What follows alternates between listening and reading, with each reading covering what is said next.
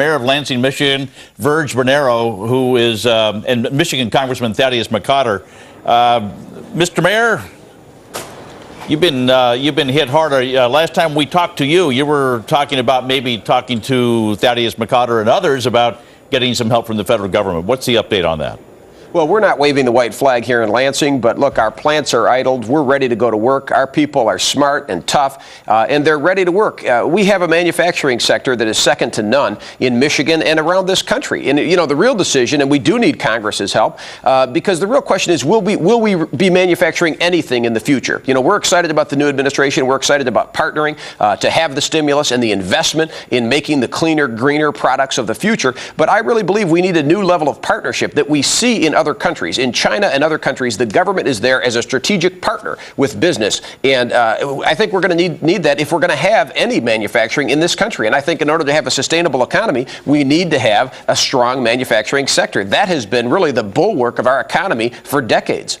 Well, Mayor Bernero, really quick here. You sound far more optimistic than you did a couple weeks ago. Has anything changed significantly in your area just based on the fact that some loans and some money started, flooding to the automakers, or is it still the same situation? Well, Jenna, what changed significantly, of course, the reason my attitude is more upbeat is because what happened because President Bush did approve the loan package, the bridge loan. We're in the new year with the new administration that is very committed, I think, to investing and to revitalizing the manufacturing sector, and is committed to a thriving auto industry. And, of course, in Michigan, that's the backbone, and I think we've demonstrated how many jobs it means across this country. We have good working people that can make great products. I've been to Korea. I've seen what they do at the Hyundai plant. It is not that much different. They're not working any harder than our people here in America. But we need a strategic partnership and investment in the cleaner, greener technology. These companies have been turning the corner, and I'm hopeful and I am optimistic that with President Obama and a cooperative Congress, that we will get the kind of investment and strategic partnership that we need to build the products of the future. All right, Congressman Thaddeus McCotter, I mean, we've talked to you a number of times. Thanks for coming back with us today. The role of getting TARP and Stimulus 2 and all the other funds out of Washington to these communities like Lansing, do you see that happening soon? I mean, it seems like a small percentage of what's being discussed is actually going to go to some of these infrastructure projects.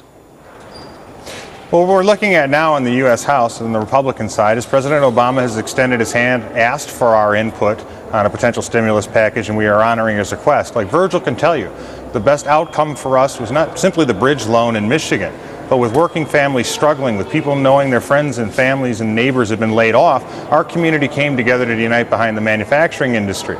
We are going to try to unite with the new administration and do what is best for the American people. But the biggest concern I think everyone should have, Virgil included, is we cannot afford to make a $1 trillion mistake. We need a responsible stimulus package that is fast-acting, that helps create the economic growth that will get Americans back to work and keep and save opportunities. This is the critical challenge before us, and we are all working together to try to meet it. Congressman, in light of what you just said, we can't afford to make a $1 trillion mistake, and I don't think we can afford to make any mistakes.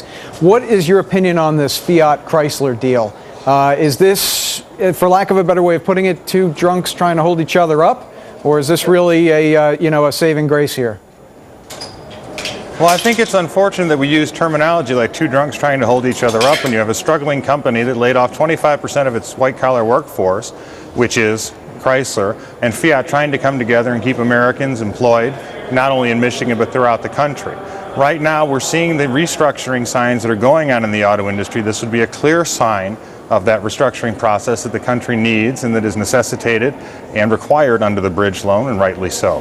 So I think that we should welcome these types of changes within the industry rather than necessarily cast an epithet upon it. All right, well, I don't like the analogy. That's okay. Congressman McCotter, thank you very much. And Mayor, thank you as well. We appreciate it. My pleasure. Two drunks, wow. Well, I understand your point. Well, These are two companies